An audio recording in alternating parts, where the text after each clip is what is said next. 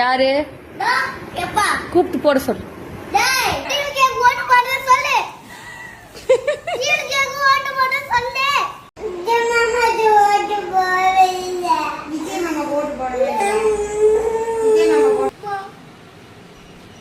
ஓட்டுனா தெரியாது சொன்னீங்க, எலெக்ஷன்னா தெரியாது சொன்னீங்க.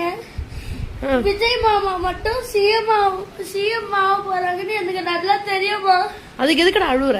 ஆனா ஸ்டாலின் ஜெயிச்சிட்டாருன்னா அவங்க வேலைதான் பண்ணி அதுக்கு நான் என்னடா பண்ணுவேன்? ஸ்டாலின் ஜெயிச்சார்னா வணக்கம் நேர்களே, இது ஷர்மிளா டாக்கீஸ். நான் உங்கள் டாக்டர் ஷர்மிளா. இந்த விஷயத்த பத்தி பேசணும் அப்படின்னு 2-3 நாளா நினைச்சுக்கிட்டு இருந்தேன். ஏன்னா தொடர்ந்து சமூக வலைதளங்கள்ல குழந்தைங்களுடைய வீடியோஸ், இப்ப நீங்க பார்த்திருப்பீங்க இந்த வீடியோஸ் எல்லாம். இதெல்லாம் பார்க்கும்பொழுது ரொம்ப டிஸ்டர்பிங்கா இருந்தது. ஒரு அரசியல் சூதாட்டத்துல எதை வேணா பண்ணி நாம ஜெயிக்கலாம், ஆல் இஸ் ஃபயர், அதுக்காக குழந்தைகளை கூட ஒரு காயாக, ஒரு பகடை காயாக நாம பயன்படுத்தலாம் அப்படிங்கிற ஒரு நிலைமைக்கு திரு விஜய் அவர்கள் வந்துட்டாரு. அந்த அளவுக்கு தரம் தாழ்ந்து போயிட்டாரு அப்படிங்கும்பொழுது, அது எந்த அளவுக்கு அவருக்கு பொலிட்டிக்கல் எத்திக்ஸ் இருக்கு, எப்படிப்பட்டன ஒரு ஒரு சர்வாதிகார நார்சிச மனநிலையில இருந்து அவர் தன்னுடைய ரசிகர்களை இயக்குறாரு அப்படிங்கிறத பார்க்கும்பொழுது உண்மையிலேயே ரொம்ப அச்சமாக இருந்தது, ரொம்ப பயமாக இருந்தது. அதனால வருத்தத்தோட தான் இந்த காணொளியில சில விஷயங்களை நான் பதிவு பண்றேன். பசங்க கிட்ட ஒரு மேடை போட்டு அவர் வெளிப்படையா பேசுறாரு.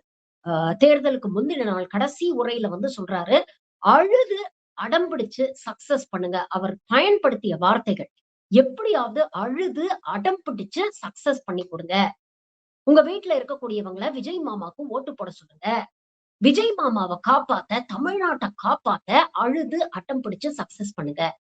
விடாதீங்க, விட்டுறாதீங்க, எப்பாடுபட்டுவாவது சக்சஸ் பண்ணி கொடுங்க அப்படிங்கிற விஷயத்த அவர் பதிவு பண்றாரு. இதனுடைய பொலிட்டிக்கல் இம்ப்ளிகேஷன்ஸ் என்ன, சைக்கலாஜிக்கல் இம்ப்ளிகேஷன்ஸ் என்ன அப்படிங்கறத யோசிச்சு பாருங்க. பொலிட்டிக்கலி 18 வயசுக்கு கீழே இருக்கிறவங்களுக்கு ஏன் நம்ம ஓட்டுரிமை கொடுக்க மாட்டேங்கிறோம்? கல்யாணம் பண்ணணும்னா அதுக்கு மினிமம் ஒரு 18 இயர்ஸ் ஆவது ஆகியிருக்கணும் அப்படின்னு நாம ஏன் சொல்றோம்? குழந்தைங்க பிறந்த உடனே ஏன் கொண்டு போய் பிரைமரி ஸ்கூல்ல சேர்க்கிறோம்? நேரா 10ஆம் கிளாஸ்லயோ இல்ல காலேஜ்லயோ கொண்டு போய் சேர்க்கலாமே, ஏன் அதை பண்ண மாட்டேங்கிறோம்? அப்போ ஒவ்வொரு வயசுக்கும் ஒவ்வொரு மெச்சூரிட்டி லெவல் இருக்கு, ஒரு புரிதல் இருக்கும். அப்பதான் சில விஷயங்கள்ல அவங்க பக்குவப்படுவாங்க. அந்த விஷயங்களை சரியான ஒரு புரிதலோட அணுகிறதுக்கான மெச்சூரிட்டி அவங்களுக்கு வரும். அப்படிங்கறதுனால தானே 18 வயசை வாக்களிக்கும் வயசாக நம்ம மாத்தி வச்சிருக்கிறோம். நீங்க வீட்டுல இருக்கக்கூடிய சின்ன சின்ன குழந்தைங்களை எப்படியாவது அழுது அடம் பிடிச்சு விஜய் மாமாக்கு ஓட்டு போடுங்க அப்படின்னு சொல்றது எந்த அளவுக்கு அது குடும்பத்துல விளைவுகளை, எதிர்மறையான விளைவுகளை ஏற்படுத்தும் கொஞ்சம் யோசிச்சு பாத்தீங்களா? ஃபர்ஸ்ட் அண்ட் ஃபார்மோஸ்ட் இது சட்டப்படி குற்றம். தேர்தல் நடைமுறைகள் அடிப்படையிலேயே இது குற்றம். இதற்கு தேர்தல் ஆணையம் விஜய் மீது கடுமையான நடவடிக்கை எடுத்திருக்கணும். ஆனா வழக்கம் போல எப்படி மோடி என்ன பண்ணாலும் அதை கடந்து போறாங்களோ, அதே மாதிரிதான் விஜய் எது பண்ணாலும் அவங்க அதை கடந்து போயிடுறாங்க. The damage has already been done. ஒவ்வொரு வீட்டுல இருக்கக்கூடிய குழந்தைகிட்டையும் விஜய் பேசின இந்த வசனங்கள் ரீல்ஸ் மூலமாகவோ, இன்ஸ்டாகிராம் மூலமாகவோ, சோசியல் மீடியா மூலமாகவோ, போன் மூலமா போய் சேர்ந்துருச்சு. இது என்ன மாதிரியான எதிர் விளைவுகளை ஏற்படுத்தியிருக்கு, என்ன மாதிரியான கடுமையான மன உளைச்சலை அந்த குழந்தைங்களுக்கு மட்டும் இல்ல, அந்த குழந்தைங்களை வீட்டுல வச்சிருக்கக்கூடிய அந்த முதியோருக்கு, பெற்றோருக்கு எல்லாம் எவ்வளவு மன உளைச்சலை ஏற்படுத்தியிருக்கு அப்படிங்கறத நான் ஆரம்பத்துல பிளே பண்ண அந்த வீடியோஸ்ல நீங்க பாத்திருப்பீங்கல்ல. ஒரு நல்ல தலைவன் தன்னை நம்பி இருக்கக்கூடிய குழந்தைகளை வழி நடத்தணும், ஒரு ரெஸ்பான்சிபிள் லீடரா நம்ம இருக்கணும்னு நினைக்கக்கூடிய தலைவன் மேடையில என்ன பேசுவான்? நான் ஆட்சிக்கு வந்தா வருங்கால தலைமுறைக்காக இப்படிப்பட்ட திட்டங்களை வச்சிருக்கிறேன், அவங்கள முன்னேற்றணும்னு நினைக்கிறேன், இதெல்லாம் நான் பண்ண போறேன் அப்படின்னு சொல்லுவான். ஆனா எந்தவித உழைப்பும் இல்லாத, எந்தவித திட்டங்களும் வருங்காலத்துக்காக இல்லாத ஒரு மனுஷன் தான் இந்த மாதிரி இமோஷனல் பிளாக்மெயில்ல ஈடுபடுவான். இது அந்த குழந்தைங்களுக்கு மட்டும் இல்ல, அந்த வீட்டுல இருக்கிறவங்களுக்கு எவ்வளவு மன அழுத்தத்தை ஏற்படுத்தியிருக்கு அப்படிங்கறத இந்த வீடியோஸ் நீங்க பார்த்தாலே தெரியுமே. அந்த குழந்தைங்களுக்கு தேர்தலை அணுகக்கூடிய ஒரு பக்குவமோ, ஒரு மெச்சூரிட்டியோ, இல்ல முடிவெடுக்கக்கூடிய அந்த ஆற்றலோ இருக்கா? கொஞ்சம் யோசிச்சு பாருங்க. ஆனா அந்த குழந்தைங்க கிட்ட சொல்லி அந்த குழந்தைங்க மூலமா வீட்டுல இருக்கிறவங்கள இமோஷனல் பிளாக்மெயில் பண்ணி சைக்கலாஜிக்கல் பிரஷர் போட முயற்சி பண்றாரு விஜய். இது தன்னை தூய சக்தின்னு கிளைம் பண்ணக்கூடிய ஒரு தலைவர் பண்ற வேலையா? இன்னும் விஜய் மாமாவை சிஎம் ஆக்கணும் அப்படிங்கிறது ஏதோ விஜய் மாமாவோட படம் வருது, அந்த படத்தை நம்ம ஹிட் ஆக்கி விடணும் அப்படிங்கிற மாதிரி நினைச்சிட்டு இருக்காங்க. ஒரு சிஎம் அப்படின்னு நம்ம தேர்ந்தெடுக்கக்கூடிய ஒரு நபர், அவர் பின்னால் இருக்கக்கூடிய ஒரு கட்சி ஆட்சிக்கு உட்கார்ந்தாங்கன்னா அடுத்த 5 வருஷம் நம்ம வாழ்க்கைய, நம்ம எதிர்காலத்தை, நம்மளுடைய நலனை, நம்மளுடைய முன்னேற்றத்தை அவங்க கையில நம்ம ஒப்படைக்கிறோம். இது எவ்வளவு சீரியஸான விஷயம். அத ஒரு கிண்டர் ஜாய் வாங்குறதுக்கும் ஒரு டாய் வாங்குறதுக்கும் ஈக்குவேட் பண்ணி ஒரு தலைமை மேடையில பேசி குழந்தைங்களை இமோஷனலா பிரெயின் வாஷ் பண்ணி பிளாக்மெயில் பண்றான்னா அவன் எவ்வளவு பெரிய அயோக்கியனா இருக்கணும் அப்படிங்கறத கொஞ்சம் யோசிச்சு பாருங்க. இதனோட சைக்கலாஜிக்கல் இம்பாக்ட கொஞ்சம் பாப்போமா? ஒருவேளை விஜய் ஜெயிச்சுட்டாருன்னே வச்சுக்கோமே, அப்ப அந்த குழந்தைங்க மனசுல என்னங்க பதியும்? அழுது அடம் பிடிச்சா வாழ்க்கையில எதை வேணா சக்சஸ் பண்ணி காட்டலாம் அப்படிங்கிற ஒரு தப்பான விஷயத்த, விஷத்தை அந்த குழந்தைங்க மனசுல நீங்க விதைக்கிறீங்க இல்லையா? நாளைக்கு எது வேணும்னாலும் வீட்டுல இருக்கவங்க அழுது அடம் பிடிக்கலாம்னு நினைக்கும். வளர்ந்து காலேஜுக்கு போய் நாளைக்கு வேலைக்கு போச்சுன்னா அங்க எது வேணும்னாலும் அழுது அடம் பிடிக்கலாம், வன்முறையில ஈடுபடலாம் அப்படின்னு நினைப்பாங்க. 5ல விளையாதத 50ல வளைக்க முடியுமா? இது போன்ற விஷயங்களை பிஞ்சு மனசுல நீங்க விதைச்சிட்டீங்கன்னா காலத்துக்கும் அதை மாத்த முடியாதுல்ல.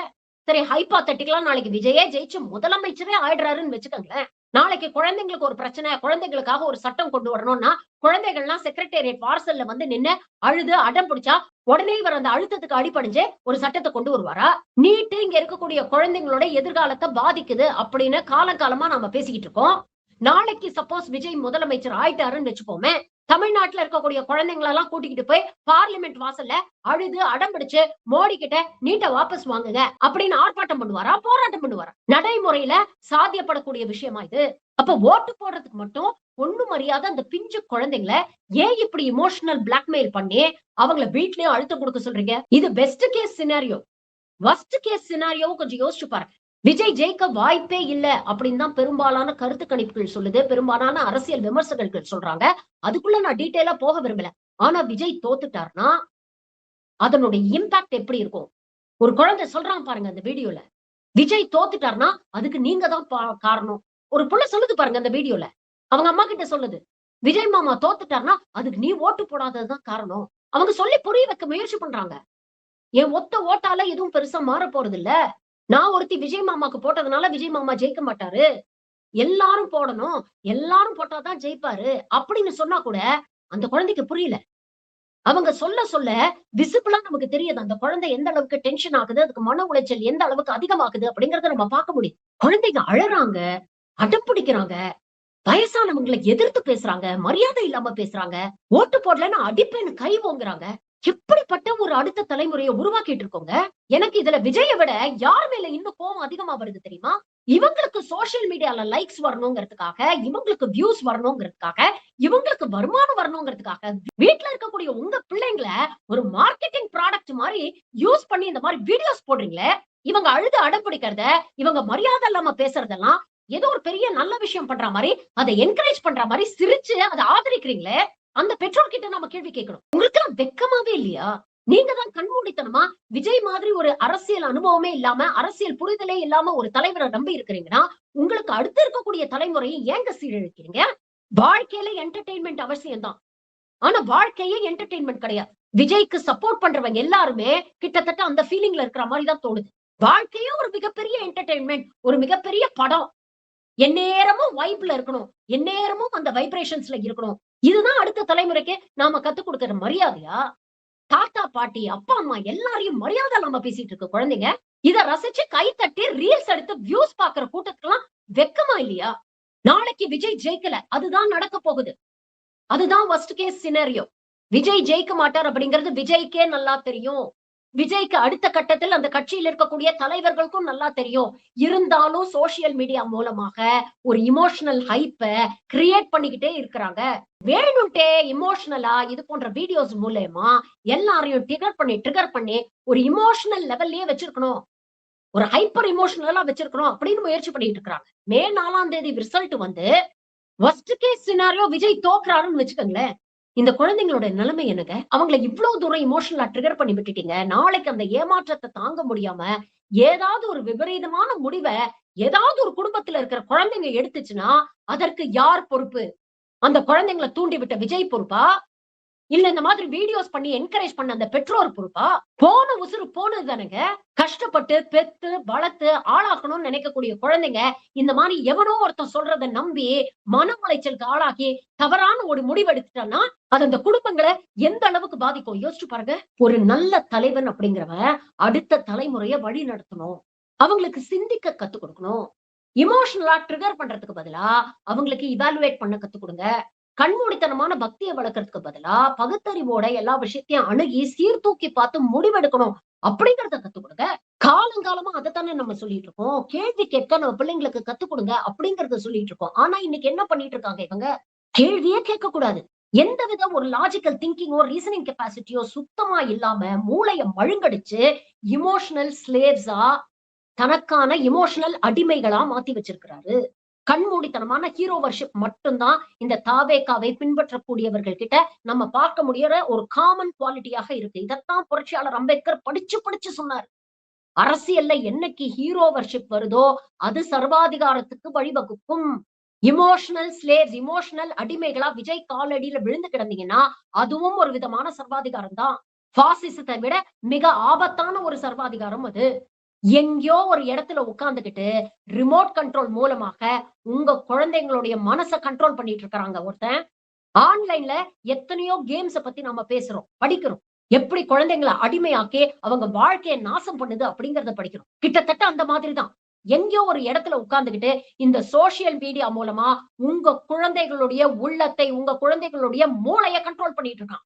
ஜோம்பிகளா மாத்திக்கிட்டு இருக்கிறான். நான் பேரண்ட்ஸ் கிட்ட தயவு செஞ்சு இதை ஒரு ரிக்வெஸ்டாவே வைக்கிறேன். மே 4ஆம் தேதிக்கு இன்னும் ஒரு வாரம் இருக்கு. இந்த ஒரு வாரத்துல தயவு செஞ்சு உங்க வீட்டுல இந்த மாதிரி குழந்தைங்க இருந்தாங்கன்னா, இல்ல கண்மூடித்தனமாக விஜயை பின்பற்றக்கூடியவர்கள் இருந்தாங்கன்னா, கொஞ்சம் அன்பா அனுசரணையா பேசி புரிய வைங்க. அரசியலுங்கிறது 2.5 மணி நேரம் படம் கிடையாது. அடுத்த 5 வருஷத்துக்கான நம்மளுடைய வாழ்க்கை, நம்மளுடைய எதிர்காலம். அதை வழிநடத்துறதுக்கு அனுபவம் உள்ள, பக்குவம் உள்ள, அரசியல் புரிதல் உள்ள, ஆளுமை உள்ள தலைவர்கள் தான் நமக்கு தேவை. 2.5 மணி நேரம் சினிமால வேணா விஜய் மாமா முதல்வரா நடிக்கலாம். இல்ல சின்ன குழந்தைங்க எல்லாம் அழுது அடம் பிடிச்சு சக்சஸ் பண்ணணும்னு நினைக்கிறதுனால பிரைமரி ஸ்கூலுக்கோ இல்ல செகண்டரி ஸ்கூலுக்கோ இல்ல ஹை ஸ்கூலுக்கோ வேணா இவர் முதல்வரா இருக்கலாம். ஆனா குழந்தைங்க அடம் பிடிக்கிறாங்கிறதுக்காக நாட்டை தூக்கி இவர்கிட்ட கொடுக்க முடியாது. இந்த உண்மையை தயவு செஞ்சு உங்க வீட்டுல இருக்கக்கூடிய குழந்தைங்களுக்கு புரிய வைங்க. சினிமாங்கிறது வேற, வாழ்க்கைங்கிறது வேற. சினிமாவை ரசிக்கலாம், வாழ்க்கையில ஒரு பகுதி தான் என்டர்டெயின்மெண்ட். என்டர்டெயின்மெண்டே வாழ்க்கை கிடையாது அப்படிங்கிற விஷயத்த தயவு செஞ்சு பக்குவமா உங்க வீட்டுல இருக்கக்கூடிய குழந்தைங்களுக்கு எடுத்து சொல்லி புரிய வச்சு அவங்கள ப்ரிப்பேர் பண்ணுங்க. சைக்கலாஜிக்கலா இப்போல இருந்தே தோல்வியை எதிர்கொள்ள அவங்களுக்கு ப்ரிப்பேர் பண்ணுங்க. நாளைக்கு வெற்றி வருதா தோல்வி வருதா அப்படிங்கிறது தெரியாது. பட் எப்பவுமே வர்ஸ்ட் கேஸ் சினாரியோக்கு நாம ரெடியா இருக்கணும். எவனோ ஒருத்தனுடைய அரசியல் போதை, சிஎம் ஆகணுங்கிற போதைக்காக நம்ம வீட்டுல இருக்கக்கூடிய குழந்தைங்க விளையாடக்கூடாது. அதனால இப்பவே பக்குவமா சொல்லி புரிய வச்சு, வெற்றி தோல்வி அப்படிங்கிறது வாழ்க்கையில சகஜம்தான். தோல்விகள் வந்தா அதுக்கப்புறம் அந்த தோல்விகள்ல இருந்து எழுந்து மீண்டும் வந்து நிக்கிறவன் தான் உண்மையான தலைவன் அப்படிங்கறத தயவு செஞ்சு புரிய வைங்க. விஜய்க்கு இதனால எந்த லாப நஷ்டமும் கிடையாதுங்க. ஜெயிச்சா மட்டும் அவர் பெருசா சட்டமன்றத்துக்கு வந்து எல்லாத்தையும் அறுத்து தள்ள போறது கிடையாது. தோத்து போயிட்டாருன்னா இன்னும் சந்தோஷமா அவர் மறுபடியும் நடிக்க போயிடுவார். ஒரு படத்துல நடிச்சா 200 கோடி 300 கோடி அவர் பாட்டுக்கு சம்பாதிச்சுட்டு அவர் வாழ்க்கையை நடத்திட்டு போயிருவாரு. அதுக்கப்புறம் இப்படி தடம் புரண்டு நிக்கக்கூடிய குழந்தைங்களுடைய எதிர்காலத்தை பத்தி அவர் கவலைப்படப்படுறது கிடையாது. அவர் வீட்டு குழந்தைங்களை பத்தியே கவலைப்படாதவரு நம்ம வீட்டு குழந்தைய பத்தியா கவலைப்பட போறாரு?